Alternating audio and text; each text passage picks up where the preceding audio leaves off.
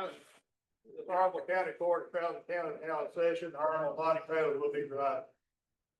Thank you, everybody. This evening, our invocation will be by Jerry Ford. Jerry, would you like to lead us in our prayer?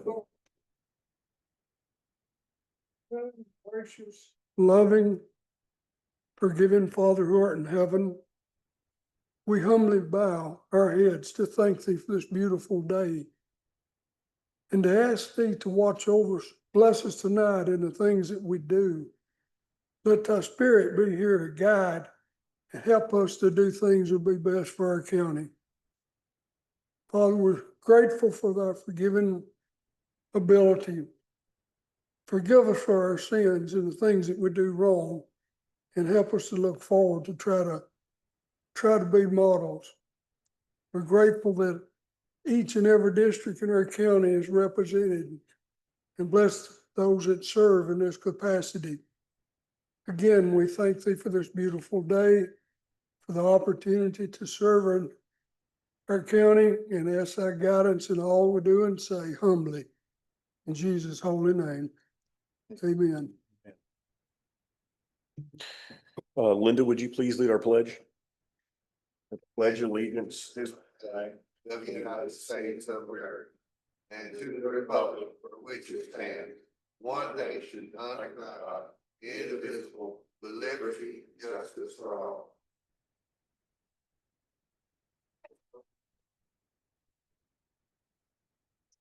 Thank you, everybody. It's a good evening to you all. I'd like to ask everybody or remind everybody to silence your cell phones. We have quite the rodeo with it sometimes, so it'd be a good idea to do that now. At this time, I'd like to ask our county clerk, Ms. Crowder, if you would please call a roll call. Beverly Atwood, Tommy Belcher, Here. Linda Bruce, Shane Burton, Here. Alan Carmen, Brian Crook, Will Dennis, Here. Jerry Ford, Here. Chris Gregory, Here. Jeff Gregory, Bubba Gregory, Landon Gully, Here. Judy Kerr, David Nallner, Here. Leslie Overman, Mark Presley, Here. Amber Russell, Lonnie Taylor, Here. David Thomas, Here. Steve Whitaker. Here. 18 present, 2 absent. Thank you. At this time, the minutes for the July 28 commission meeting have been distributed to you all. If there be no changes or amendments, I'd like to entertain a motion to approve those. Get a first from Jerry and a second from Chris. All right, all in favor? Any opposed? So moved. Thank you very much. Does anybody have any announcements that need to be made this evening from any of the districts? Okay, moving forward. At this time, we need to set the agenda. The additions from the work session have been incorporated into your agenda packets. Item 12.B.4, Resolution 2025-13-831, purchasing land on Front Street. Item 12D, Budget Amendment 2026-128-01F, appropriating the funding from special funds for the purchase. I'll entertain a motion at this time to set the agenda as amended. Got a first from Mark and a second from Landon.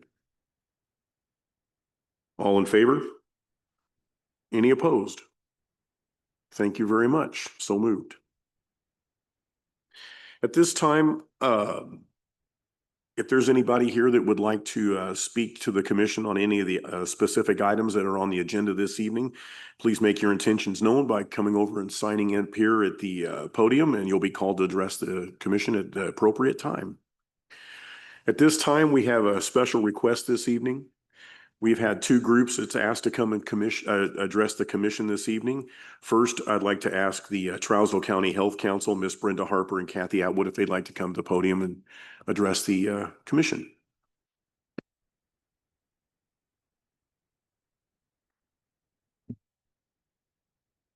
Hi, everybody. I'm Brenda Harper. Y'all know Miss Kathy Atwood. Thank you for letting us be on the agenda tonight. One of the things that we knew as a health council, and we started working on back in 2020, right after COVID.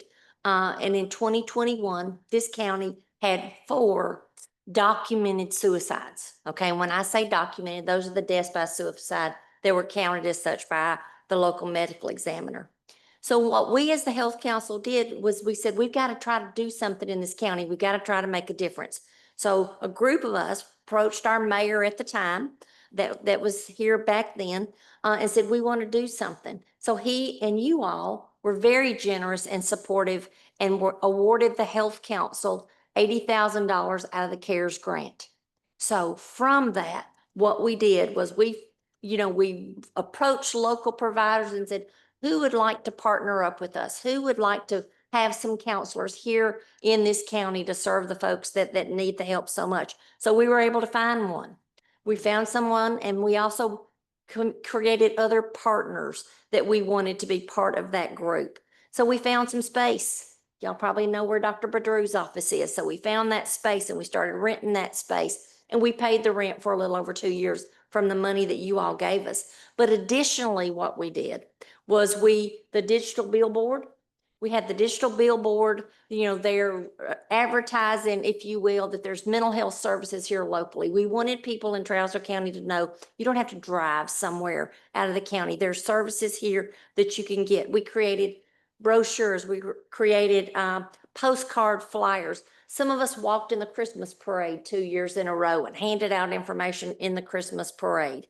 So that's what we've tried to do with that money that you all so graciously gave us, and then still continue to work and to push forward with that.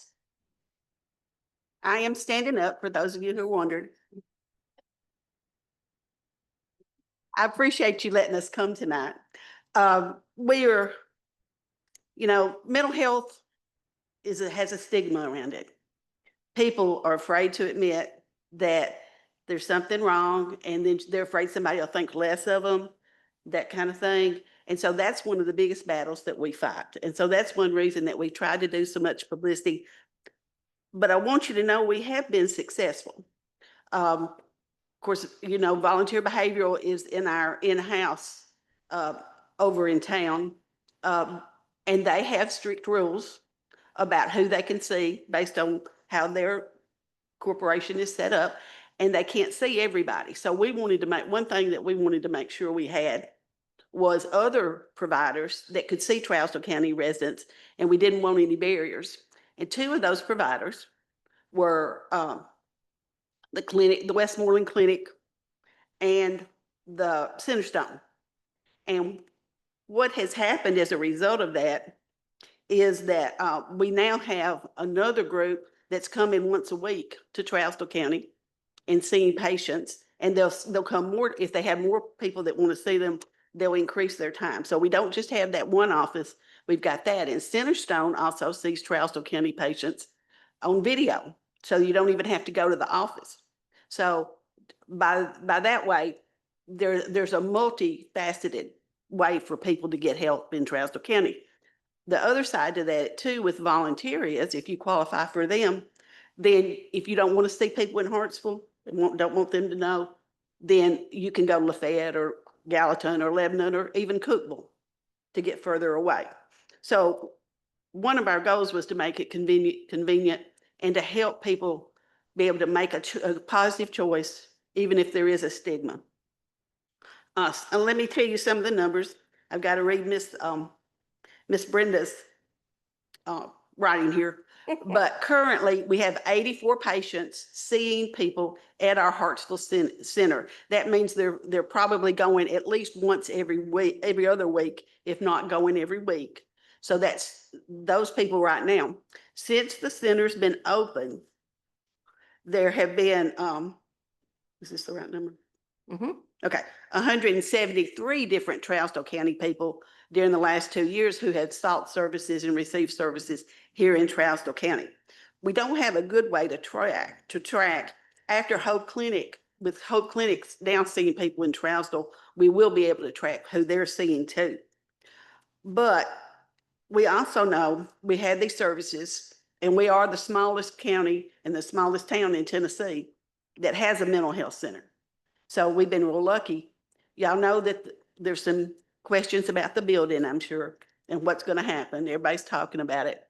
But they're looking and keeping their eye out. So if there's a time when they have to look for somewhere else, they are looking, and hopefully it's going to be economically feasible. We don't pay their rent anymore. They're paying their own rent. So it's like, what you call it, an incubator. If y'all have heard of a business incubator, that's kind of what we did with the mental health center. From 2019 to 2023, there were actually 15 documented deaths of suicide in Trousdale County. And y'all know how things go in a small town. A lot of times a suicide is documented as something else, maybe a drug overdose or an accident. So those are the ones that are actually documented. The scary part to me is we have the second highest rate now in Tennessee per capita. And that scares me to death. So it's something we all need to be talking about and trying to find answers to. So I hope you all will pray about it and think about it and try to help us find ways to solve this, because we do need to be more active. We need to continue to work on it.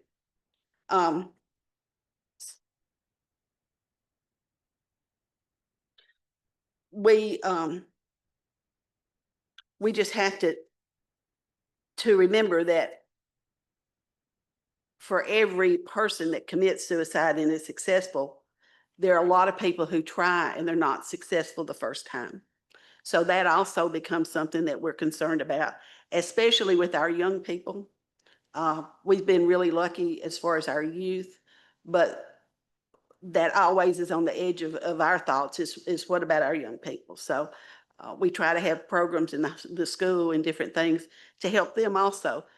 And one of the things that we try to encourage students to do is if somebody says something, say something to somebody else, because that's so important. But we all, no matter what, we need to remember those that we've lost to suicide. And that's why we wanted to also share with you, annually we do a program here at the courthouse, usually on the front steps, called Trousdale Remembers. And Trousdale Remembers is a program where we help people come together who've had experienced loss from suicide, come together and know that they're not alone. And that's sometimes it's hard to come, but it's also the fact that we can be there and support one another is very, very important. And so we're continuing to do that. And this year it will be September 23rd on the courthouse steps at 6 o'clock. And this is we started doing this in 2014. So we've been doing it ever since. So we've done this for several years, and attendance varies, but there's always, for the people that come, there is something that comes from attending. So if you know somebody, you might offer to see if they want to come and come with them. Also, we have a remembrance wall out that will be out here starting September the 6th. Is that right? September 8th. 8th, okay. And what you do is there will be ribbons out there and there'll be markers. And if you've got somebody that you want to remember that we've lost to suicide, you can write their name on one of these ribbons and then tie it on the fence. And that also shows some visible support, both to people who survived and the families that have lost, that there are people that are thinking about those that we've lost to suicide. So we wanted to come tonight and let you know how much we appreciate what you did for our community and what a big important thing it's been. And we hope that it can continue. And we all just need to think about our neighbors. And if we think somebody's feeling down or doesn't seem quite right, give them a call on the phone. Tell them you're thinking about them, because a lot of times that can make the difference. Yeah. And if you ever want to be, to get like, I don't know how to deal with somebody who's thinking about or talking about maybe taking their life, then reach out to somebody and they can help give you some guidance. Don't feel like I don't know what to do. We can help you figure out what to do to maybe save that person's life, because we want to help all the people that we can. So we do have, Miss Kathy did bring some of our little flyers for you all that we'd love to leave with you all. Love you to put them somewhere, share them with people around in the community. This is one of those events, like Miss Kathy said, it's not It's not, it's one of those groups of people, you don't want to be a member of that club, if you will, as a friend of mine says, who lost her son to suicide. You don't want to be a member of that club, but too many people are members of that club that have lost someone. So come support them, like Miss Kathy said, invite them to come with you. Bring them with you, because I've been told by other individuals that can be very healing for them. So we'd love you to be there with us. And thank you for giving us that money, back in 2022, because we tried very hard to be good stewards of that money to bring services to this county. So thank you.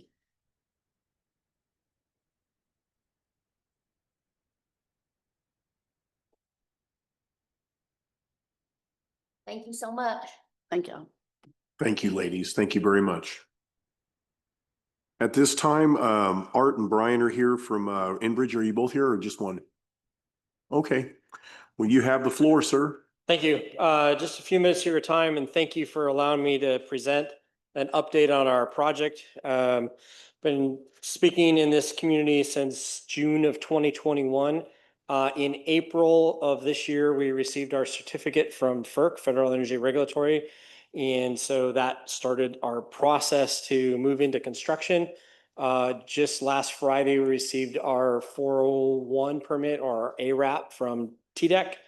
Either this Friday or early next week, we're expecting our 404 or Army Corps permit. And that sets us up to be able to ask FERC for what's called a notice to proceed, which we anticipate about the middle of October. And that will allow us to start construction on the pipeline finally after all these years. And the way it'll work is very much like this. One handout in here that I think is the most important at this point is what construction will kind of look like. So construction, actually lines up really well. The tree clearing window where we're allowed to cut trees is October 15th through April 1st. And so the plan would be, as always has been, to start with survey, where the agents would work with the landowners who already have all the things documented, and they would come out with the survey crew, and then right behind them, they'd come with the tree clearing and work from each end of the pipe. So this end and way down over in Roane County, and they'd work towards the middle and clear all the trees. At the same time, then at the compressor station location, they would start with the earth clearing and moving to flatten out the area for construction. And then the rest of it would go as it says. Pipe would start getting laid out, grounds would be cleared, and it would kind of just move in this fashion as it moves from this end to the middle and from the other end to the middle, with some skipping around with the HDD and river crossings and that kind of stuff. But other than that, it's kind of just a slow caterpillar. And by a year from now, we'll be ready to go. My guess is about this time, everything will be completed. I talked to the fire chief earlier, and we would have a tour for the fire chief and anybody else, especially commission members that want to come and see the facility. There's a window where it's pretty much in service, ready to go, but it doesn't have gas in it yet before they start commissioning. So it's very safe for us to just walk in there with closed-toed shoes and not have to have all our safety gear on and stuff. And so we would do a tour of the building probably about a year from now. And then we'll be running the gas in there, and it'll be in service by November 1st of 26. We are, like I said, we're just about ready to go at this point. And if anybody has any questions, can answer those. Other than that, go ahead. Yeah, go. Yeah, You recognize. just one question. The solar farm that was part of this thing, is the time frame for completion on that the same as the pipeline, or will that take longer? It'll be a lot faster. So the solar goes in on helical piles. They just get screwed into the ground, and then that gets placed on top of those piles. So that probably won't start until the spring or so somewhere. I'm not sure on the exact timelines. Our contractor, Michael's pipeline company, and the union members that work for them will do that work. And I haven't seen the exact timelines yet, but I could let you know once I get that. Brian's up in Milwaukee right now working on some of that kind of stuff. So, but that'll be a lot faster than the rest of it. Thanks. Does anybody else have any questions for him? Thank you, sir. All right. Thank you. Okay, at this time, we'd like to ask our mayor if he could give us our county report for the mayor. You have the floor, Jack. Thank you. I'd like to, well, first of all, let's spend a moment or two recognizing Commissioner Crook's mother is battling cancer right now. And if so, we'll do a moment of silence and I'll close it with a word of prayer. Let's bow.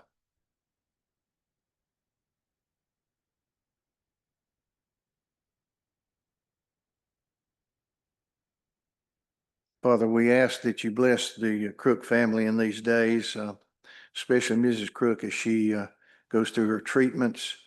And I pray that you bless the boys and the grandchildren, that you be near unto them and give them courage to face the days ahead. And we pray these things in Jesus' name. Amen. Thank you for that. Many of you know that we received an identification grant through Brownfield back earlier in the year. It was a $20,000 non-matching grant. It's a three-phase. These brownfield cleanups are a three-phase project. The second phase is called investigation. We received an additional $100,000 grant in the last couple of weeks that would allow us, after we've identified 3 properties, to evaluate those properties. The first one being the old roller rink, or what's called the PEDS building. The second one is the depot, and the third would be the hotel building on the corner downtown. And so that money will be used to investigate, not to investigate, but to evaluate those buildings to see if they would be eligible for an additional grant through TDEC, which we would apply for later. And that grant would go up to $500,000. So we have some properties that we're going to have the opportunity to bring to a point of using them and making them assets for the community. You've probably noticed that some of the curbs are being repaired. One of the big subjects of discussion the last 2 or 3 weeks has been the taking down of the cooling tower out at TVA, which is scheduled for mid-September. We've had some issues this past week out on Sam Beasley Road and Lock 6 with some of the closings. We addressed some of those in a little more detail today and got some favorable comments from the community.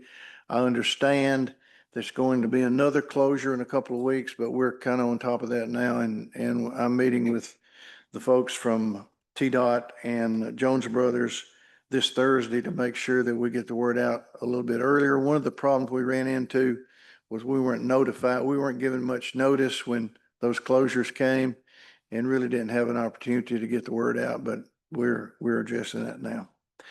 That's all I have in the mayor's report, unless anyone has a question. Thank you. Thank you, Mayor.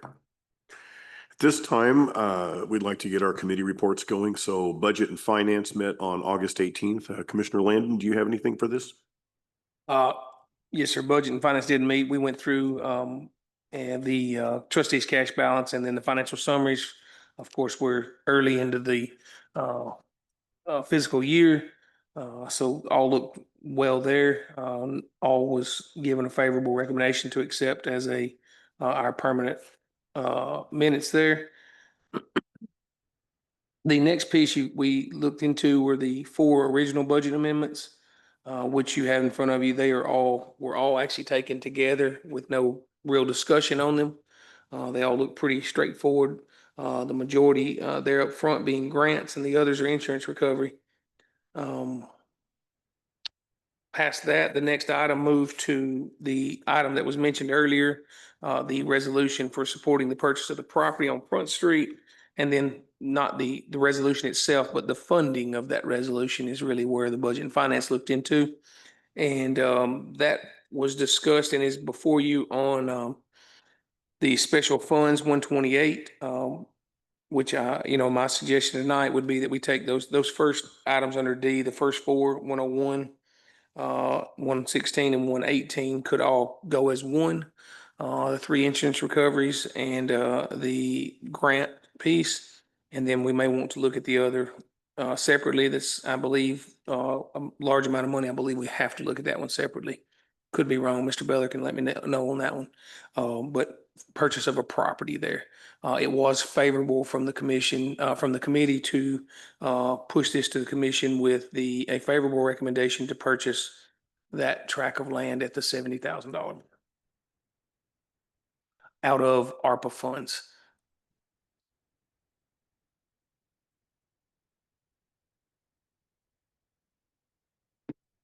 Thank you, sir. On August 19th, Parks and Recreation met. Bubba Gregory, you have anything for us?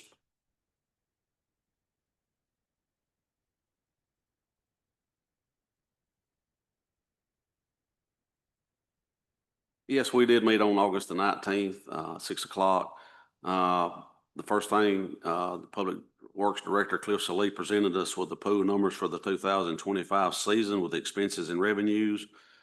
The number he gave us for a total loss was $24,338, but that figure will go up because we still had an electric bill and a water bill, and the bonuses to the lifeguards have still not been paid.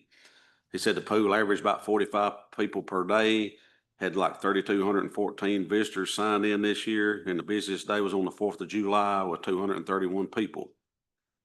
Then we talked about the pool. Mr. Slee said it's in bad shape. It won't hold water. He had to keep a hose pipe in it most of the days because of the leaks. He has drained it now for winterization. But then as far as the pool season, they said no security or staffing issues, and all lifeguards stayed with us the entire seasons. So that aspect, everything went good. Then discussion was held on renovation of the pool. As Mr. Slee said, it cannot operate in the 2026 in its current condition. We had some previous bids from January, February meetings were around 138,500 from Madison Pools, and that did not include a kiddie pool. Then in them meetings, we discussed maybe updating the pool, making it bigger and stuff of that nature. And we was looking at $500,000 probably on that. So that's probably not an option. But then he said the decks had several cracks, the fence is deteriorating, and everything needs to be replaced. And more or less, it was a motion made to get bids and bring back to us for redoing the pool, and it failed. Then it was a motion made to not even open the pool next year and look at other stuff, options to put there, and it failed. So we in a dilemma about whether we want to open this pool season up next year, whether how much it's going to cost to do a new pool, and what kind of losses we having every year right now. Last year was around 24 or 5,000. This year was going to be probably closer to 28 to 30,000. And you've seen the number we done got last year is 138,000, and it's going to be probably closer to 200 if we do a bare minimum, more or less what we've got now down there. So our next meeting is scheduled for September the 18th at 6, and I hope everyone from the Public Parks and Rec Committee can be there. This will be brought up again. We got to try to make a decision. Do we want to spend $200,000 to $500,000 on a new pool, or maybe come up with some other options and not even open the pool? I mean, and maybe there was options, maybe volleyball courts, pickleball courts, or something in that area. But that's something, it's a big decision that's got to be made in the next few, because if we go ahead and want to do the pool, we got to go ahead and try to get some bids and maybe get that started. But it is a big decision, and maybe some of the other commission members can give us some what their thinking is on this. But our next meeting is September the 18th at 6 o'clock. Thank you, sir. Does anybody have any questions for Commissioner Gregory? Thank you. Codes and zoning met on the 21st. Commissioner Thomas, do you have anything for us? Yes, sir. On our agenda, we started off with talking with Rick Gregory. He has the cleanup completed now, and we voted to, as per state law, to send that combining of the county and urban zoning ordinances onto the planning for their review before bringing it to this full body. And part of that cleanup, we did include the PUD zoning ordinance, since it was all going to be, PUD zoning would be an added ordinance classification of zoning. We thought it best just to put it all together as one packet.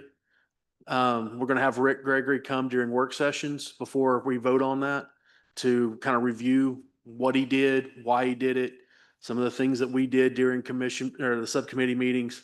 Go over the PUD zoning so everyone's aware of how that's going to function before there's ever a vote on it. I want everyone to be fully educated to their extent.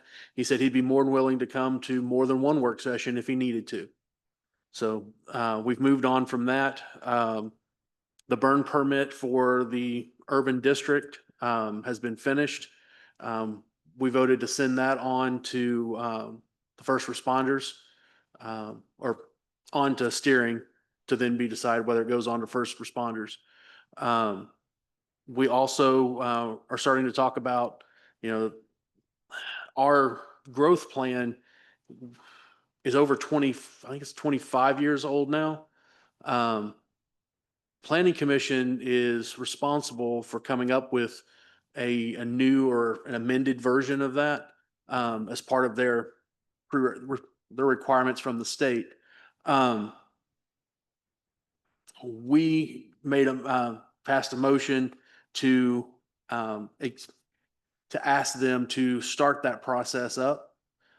We believe that that's a process that kind of needs, although the way the state says it is planning's responsible for doing it, the county commission is not forced in any way to abide by it. But it seems like a waste of time and money for planning to go through the process of coming up with an updated plan and then the county commission not agree with it. So for the planning commission and this body to work kind of hand in hand seems to be like the more responsible thing to do so that we're all on the same page. I know that Mayor Chambers had started this process back pre-COVID, and during COVID, it kind of fell apart. We no longer are using GNRC for our planning.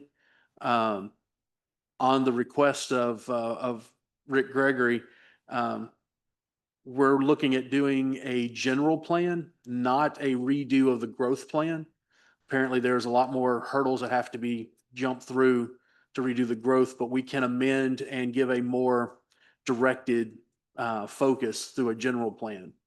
So it'll be a little faster process for us and should be less expensive. Thank you very much. Does anybody have any questions for David? Okay, moving forward. First responders met on the 25th. Amber, can you speak to that for us? Sure.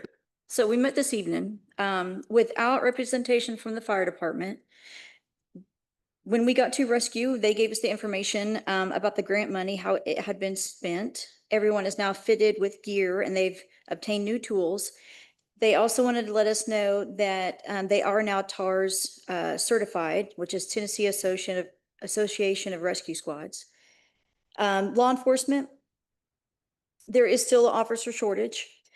Their tasers are now out of date. I don't know if everybody saw the person getting tased up on Facebook, but they have new tasers now.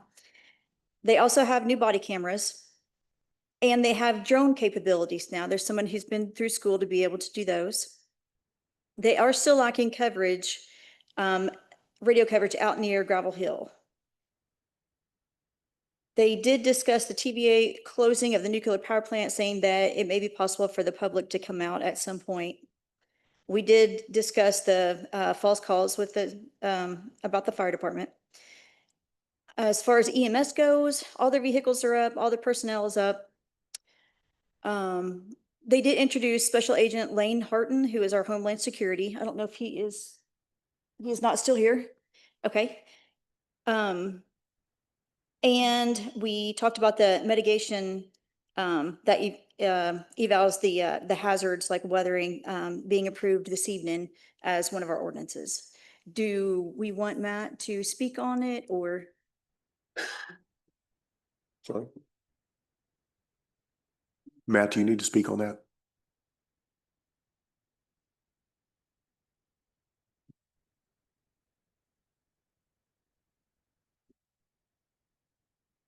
Okay, so the hazard mitigation plan is a plan that FEMA requires every county to have. We update it every 5 years, so 2024 was our 5-year update plan. So we have 2 open meetings for the general public, and we discuss, what everybody feels like are the the hazards that the Trousdale County faces the most, from most significant to kind of least significant. Weather events are our primary concern in Trousdale County, whether it be flooding, tornadoes, winter weather, summer heat. So it's just something that we put together, and this gives us the ability to apply for grants in the future to kind of mitigate these issues, where we can find places where we can address them. One of the things we're looking at doing is doing a flood study kind of in the Rocky Creek Loop area on down Rankin Road and Brummett Road area, to see if there's a way we can mitigate the flooding of those roads. They seem to flood pretty much every time it rains fairly heavy. So that's one of the projects we're going to be submitting. Outside of that, it's something we do every 5 years, and it's basically not changed. The same events have pretty much stayed as our hazards. Thank you. Appreciate that. So moving on to active business, or is there any other reports, I'm sorry, from any other committees that have met that we didn't recognize this evening? Okay. Moving forward into active business, we need to acknowledge the fiscal year 2026 official bond for the elected officials. This is an actual acknowledgement that all elected officials and department heads are bonded under our policy with Tennessee Risk Management Trust. There's no action required, just Madam Clerk needs to record in the minutes that the certificate of insurance has been distributed amongst the commission.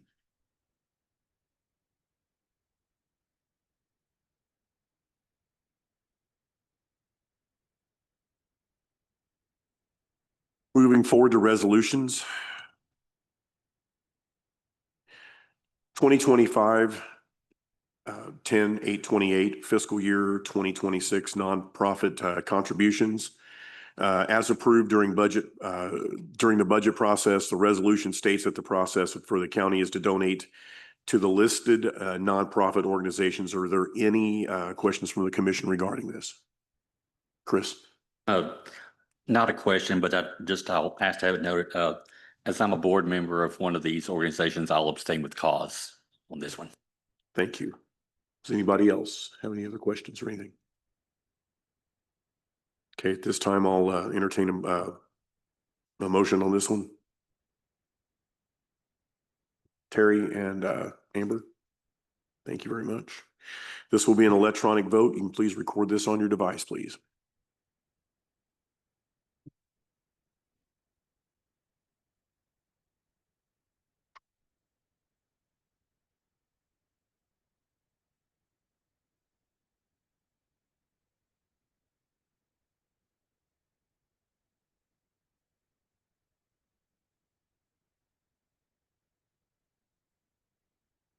So the results are 17 yes with 1 abstain with cause. So this carries. Thank you very much. Moving on to resolution 2025-11-829, the 2026 opioid abatement agreement, Purdue. This is on page 15 of your packets. This resolution is to enter into the current year of the opioid abatement agreement. We have been receiving funding from several different sources. So far, we've been able to contribute to the efforts of the Hartsville Hope and Healing Alliance for Education and Resources and Haven House Mission for Rehabilitation. Are there any questions from the commission regarding this one? Okay, I'll take a motion. And we have a motion from Chris. Do we have a second? Second from, I think it was Jeff had that one.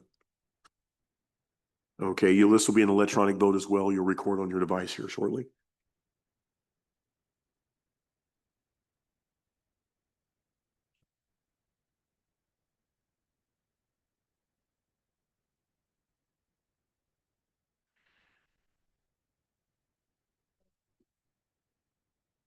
Yes. So the results are 18 yes, 0 no. So this carries as well. Thank you very much. Next, we have resolution 2025-12-830, which is adopt a county hazard mitigation plan. Matt has already spoke to this, and I believe he's already gone. So this is the local emergency planning board that has been working on the update for some time. A final draft was completed in September of 2024, and this was submitted for the approval of TEMA. We received the approval last month. Is there any questions for Amber, I guess, on this before we take this to vote? Okay, I'll look for a motion on that. Have the first from Amber, the second from Mark. This will be an electronic vote. Would you please record on your device, please?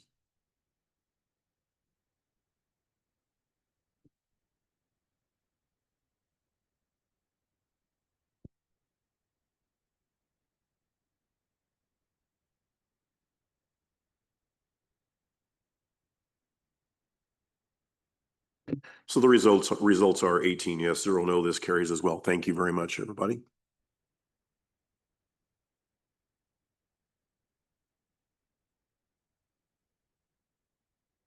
Moving to resolution 2025-13-831, which is the purchase of property on Front Street. You do have a handout from this one from a work session. I know you spoke about this earlier. Mayor, is there anything you want to present to the commission before we take this forward? Funding is proposed to come from our Fund 128 special funding, and the budget amendment is in the list for approval tonight. So Mayor, do you have anything you want to add to it? I would point out that the 8.4 acres that's kind of locked in with this particular piece of property has already been through a phase 1 and phase 2 EPA study and has been considered clean and released. And so this 4.8 acres really unlocks that 8.4 acres to be used for a nature trail. Does anybody have any questions for the mayor? Okay, I'll entertain a motion on this one. Got a motion. I got a first from Jerry and excuse me.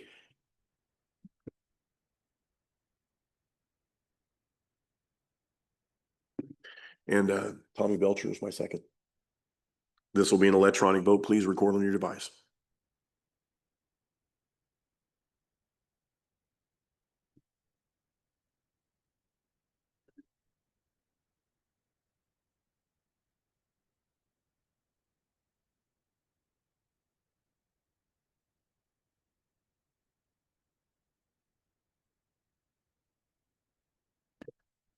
So the results on this one was 15 yes and 3 no, so the motion does carry. Thank you very much. Moving into ordinances, this will be the first reading. Ordinance 332-2025, 19, rezoning R1 to R3 on East Main.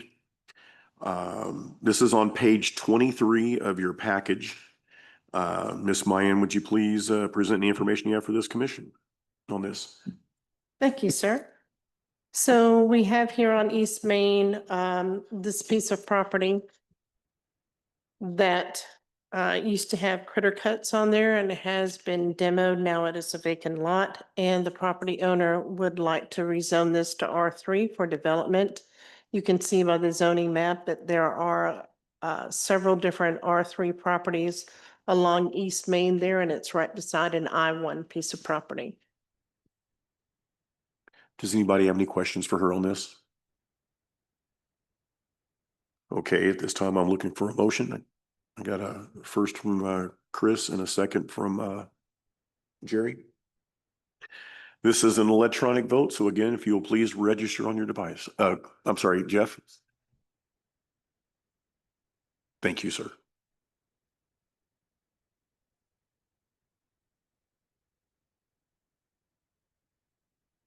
So you'll, register on your device, please. Thank you, Chris.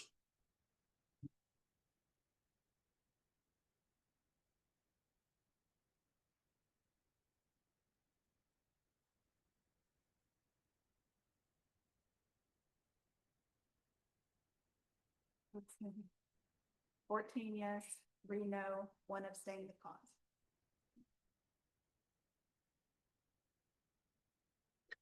So as we heard, results are in on this one is 14 yes, 3 no, and 1 abstain with cause. So this does carry. First reading. Thank you. Yes, Mr. Thomas. So as I was talking about the codes and zoning, talking to planning about creating a plan, we were also discussing this particular situation where we're having more of these small R3s getting quadplexes just randomly throughout the urban district. That is something that this body needs to start thinking about how we want our city to look like. they're just right now, it's just, they come forward and we just approve it, and we are not mandated to rezone any property. If a person brings their asking, we do not have to grant that rezoning. And I would urge this body to start thinking about how we want the city to look. Do we want it just a bunch of quadplexes, or do we want certain designated areas of the city? There is a need for affordable housing in Trousdale County, but how do we want that to look? Thank you, sir. So at this time, I'm opening the floor for public hearing on the following ordinances. Ordinance 330-2025-17, which is the rezoning R2 to R3 on Hall Town. That's on page 29 of your package. And then ordinance 331-2025-18, which is rezoning R2 to R3 on Hall Town. That's on page 35 of your package. Is there anyone here that'd like to speak to these rezonings?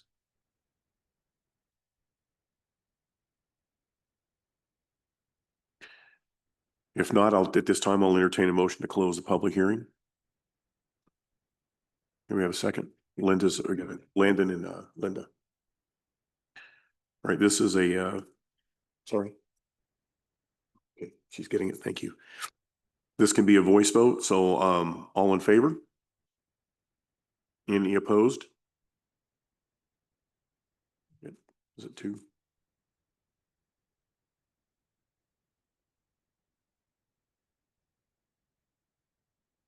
Is that 16 yes and 2 no? Electronic vote? Should be. So it sounds like that's 16 yes and 2 no. So this would carry on the on this one. That was the closing of the public hearing. That was the closing of the public hearing. Yeah. So then the second reading on this is, let's see here. Yes, 330-2025-17 rezoning R2 to R3 on Halltown Road, which is on page 29 again. Ms. Mayan, are you able to present something on this for us? Yes, sir. Thank you. So this is on Halltown Road. This is at the farthest reaches of the urban service district. This particular lot right here is at the end of well, it's past Claiborne and Halltown. It does not have sewer available. With these lots both being by the same owner, they could get sewer from the other lot.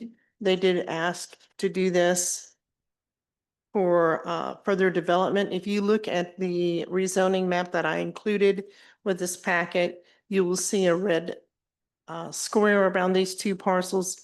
And the one that we're referencing right now is the one that is colored blue. It did receive a favorable recommendation by the Planning Commission. Does anybody have any questions regarding this?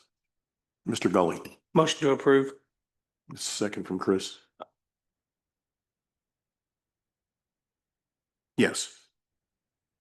Can we take them together? Is that? The motion is to approve both of them on the second reading. That's correct. Ordinance number 330-2025-17. And 18. That's great. That's your motion? Yes, sir. And that's your second. There's a second. Is there any further questions? This will be an electronic vote, and remind you that you are voting on 331-2025-18 and 330-2025-17. That was Landon and Chris, yes.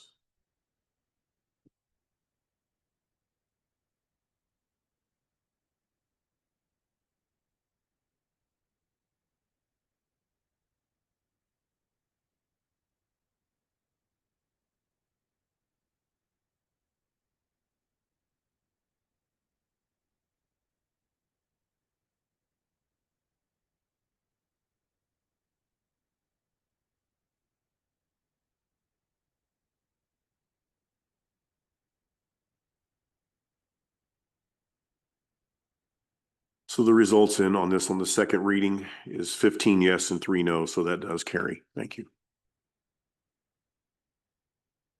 Moving to budget amendments.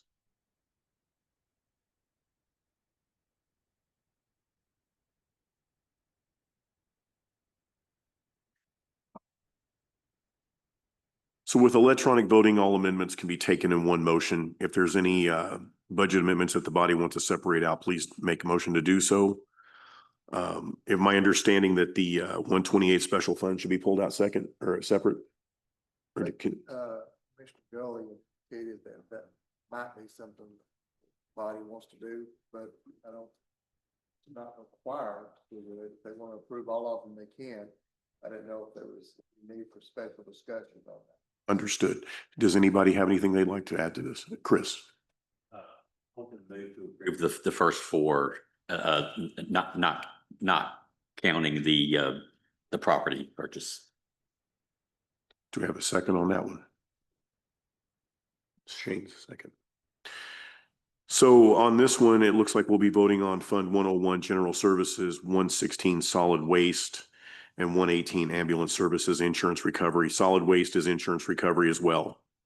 And then 101 General Services is grant funding in Enbridge State Fire Marshal. That's on pages 42, 43, and 44 and 45 of your packets.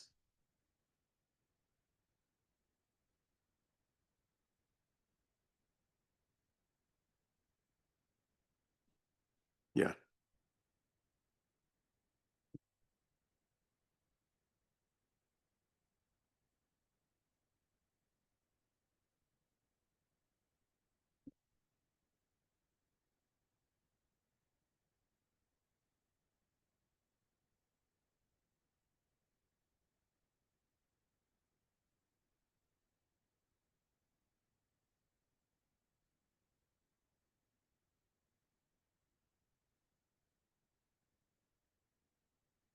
Thank you, everybody. Results are in 18 yes, 0 no, so this carries. Thank you very much. So now we'll move to Fund 128 Special Funds, which is 128-0.F, which is the purchase of the property on Front Street, and you do have a handout regarding this one. This is what the mayor spoke of earlier.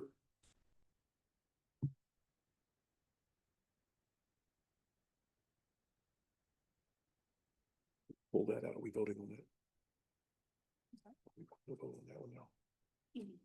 Yeah, of course we do, but I mean, the question is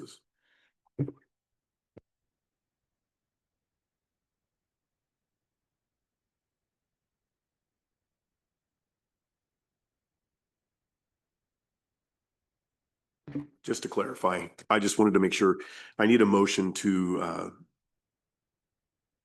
for 128-0-F. That's what we're actually going to be looking for a motion. I got a first from Jerry and I got a second from Mark on that one. Then we can take it to ballot.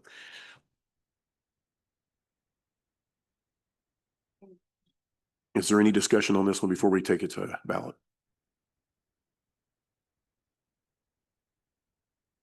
Here we go.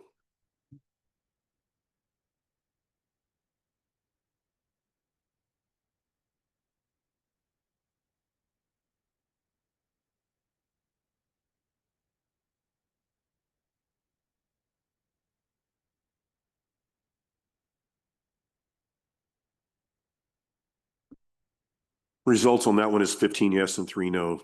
So that carries. Thank you very much.